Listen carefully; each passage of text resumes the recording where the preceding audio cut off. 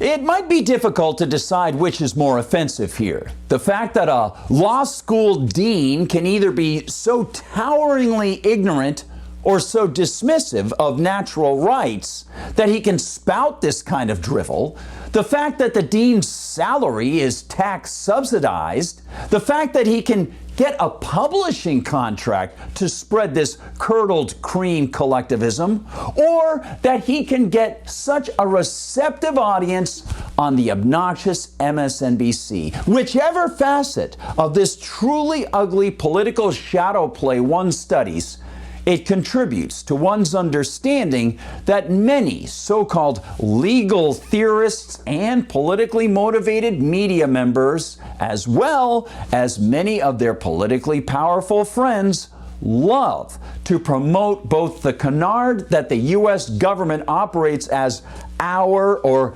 a democracy, and they love to promote the idea that the U.S. Constitution also is a clunky anachronism that puts said democracy at risk.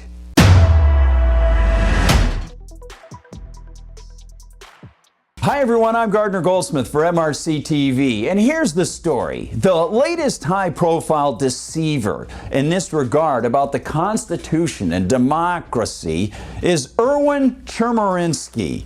He's the author of the scintillating new book, No Democracy Lasts Forever. So, of course, one can see his enormous democracy canard in bold text. And the book is subtitled, How the Constitution Threatens the United States, allowing us to wonder how the so-called rule book that creates the federal offices and applies the limits to them also can be the thing that threatens itself.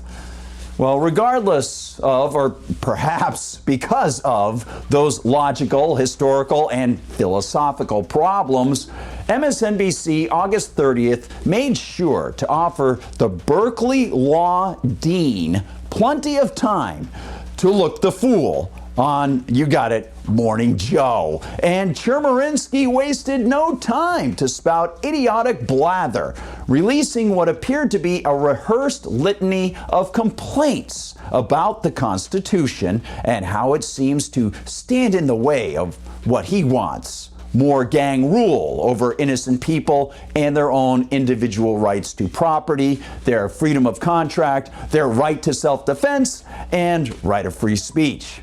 First up, the Berkeley Law Dean revealed his disdain for the fact that the Electoral College in 2020 chose for president someone who did not win the popular vote. Choices that were made in adopting the Constitution have come to haunt us. The Electoral College increasingly is choosing the president who lost the popular vote. Which makes one wonder if he's read anything by the founders and if he knows that they were well aware that the Electoral College was supposed to act as a check on large population states, lording it over small population states.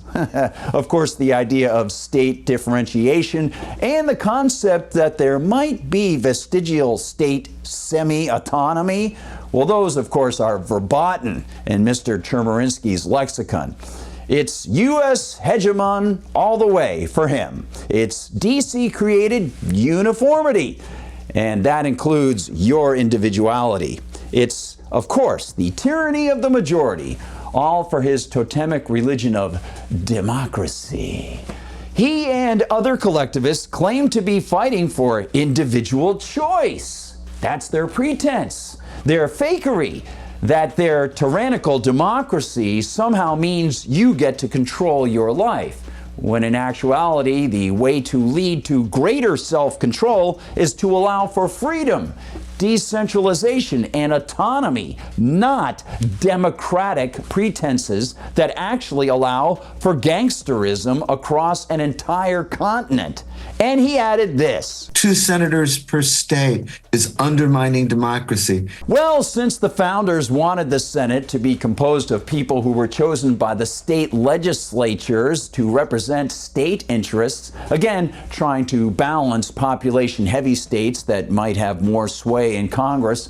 And since many Americans view the 1913 17th Amendment as a massive cut against that principle, well, this law dean might want to return to the books rather than writing books. Chemerinsky also decries the fact that, as he says, in the last session of Congress, there were 50 Democratic senators and 50 Republican senators, but the 50 Democratic senators represented 42 million people. Well, so what? Again, not only was the Senate designed to be the legislative body where state legislatures sent their so-called representatives for their state governments, the very idea of so-called representation in any political system is philosophically and logically impossible. All forms of statism, be they democracies, monarchies, or even constitutional republics, are imposed on people. By definition, they are involuntary. If they were voluntary associations of people, again, by definition, they would be socially, personally achieved organizations, and no one would be forced to be involved or pay. Likewise, so-called representation in any political system is mathematically, temporally, and ethically impossible. There would never be enough so-called representatives in a political body to represent all the people under the rule of that government every time some idea is debated. Elected politicians don't approach each person they so-called represent to get their opinion on every new bill after they get elected. Political decisions affect multitudes who aren't even yet born. And if people believe in allowing their neighbors to truly represent their own interests, they can't ethically impose a government on them and then claim those people are represented.